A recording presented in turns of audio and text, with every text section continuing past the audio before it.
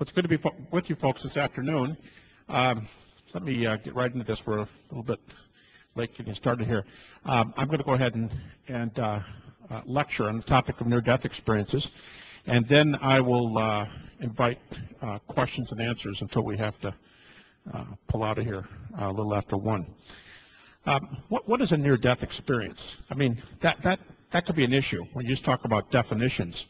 Some of you might think that near-death experience happens every December and every June during final exam week or something. But it was actually a word that was coined about 25 years ago. And near-death is actually a state that is recognized in medical studies. And let me define it this way. Let me define states of death relative to definitions of dying. A near-death state is a state from which you can be expected to die if you do not have some immediate intervention, some immediate medical intervention. A near-death state, for example, might be, let's say somebody dials 911, paramedics come, and they find that you have no heartbeat or very low or no measurable blood pressure, or you don't seem to be breathing, or your pulse, something like that. It's a state from which, as I said, you can be expected to die without some kind of medical intervention. Now, beyond that, of course, you start talking about death states. And there's no uniform definition in the West of death. Some people use a near-death definition if it's perpetuated over an amount of time. Sometimes a heart death definition is used, where you have no heart activity for a significant amount of time. Arguably the most recognized definition of death, but it's seldom employed actually, is no brain activity, absence of brain activity, the flat EEG. I say it's not usually employed because seldom is an EEG hooked up, just like seldom is an EKG hooked up for the heart. And beyond these states, near death, let's say an increasing definition would be heart death. A more, a stricter definition would be brain death. And last of all, a fourth level we could call biological death. And here's a definition of biological death.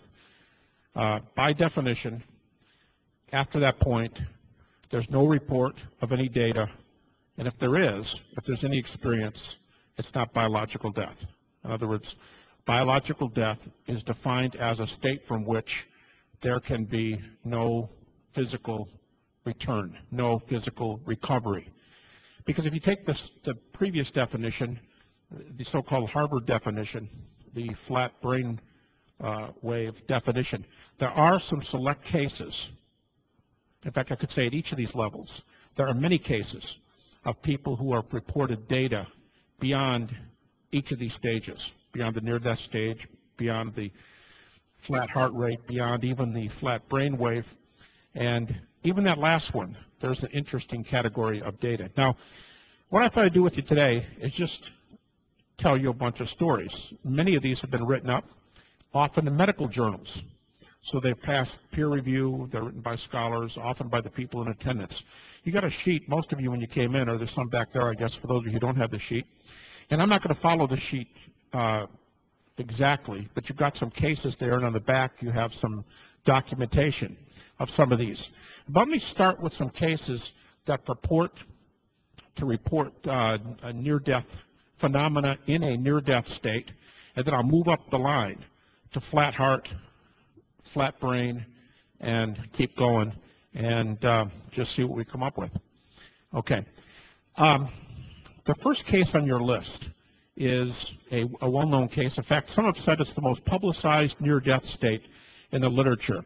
It was reported in a Seattle hospital, and a young woman, Maria, had just come to town to visit some relatives. She'd not been in Seattle before, and she had a heart attack.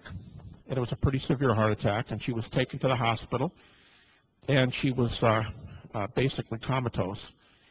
And they revived her at the hospital. And later, she started saying some interesting things. She said, I watched the guys bring me in on the cart. They said, well, how could you watch people bring you in? You're on the cart.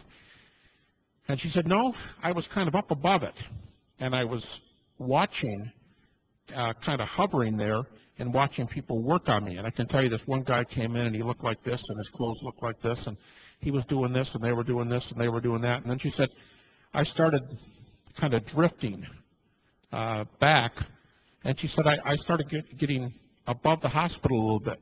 And she said, you know, funny thing, on the far wing of the hospital, on the roof of the hospital over there, she said there's a tennis shoe. And she said when I looked at it, I just kind of zeroed in on it. I kind of got the zoom lens kind of effect. And she said it's a really large men's tennis shoe, and it's the old blue canvas kind of shoe. So the little toe is worn almost all the way through, and the laces are tied underneath the shoe. That's on top of your roof. Well, one of the persons who came in was a social worker, and she's cited on the back in the sources. Her name is Kim, and Kim spent the next day or so during her breaks looking over on that part of the hospital and going into the rooms and kind of looking out the windows and see if she could see anything, and she couldn't find anything. And finally, this last part of the hospital that she had checked, she kind of looked around the corner of the window, and up around this corner was this tennis shoe. And she kind of extended herself a little bit around the corner and kind of out the window. It wasn't really dangerous, but she had to stretch a little bit. And she grabbed this shoe, and the laces were not tied underneath it, but the tennis shoe was sitting on top of the laces. And it was a blue tennis shoe, and it was canvas, and the little toe was threadbare, and it was a size 14. And she brought it downstairs, and she went into Maria's room, and she came in with her hands behind her back, and she said, Maria, tell me one more time what that shoe looked like. And Maria told her, and she said, is this it? And she pulled the shoe up. Well, that's a very well-documented case, and of course responses to that would be that Maria was not dead. She was in a near-death state. Near-death is a state from which literally millions of people have recovered. Now, why do I say millions?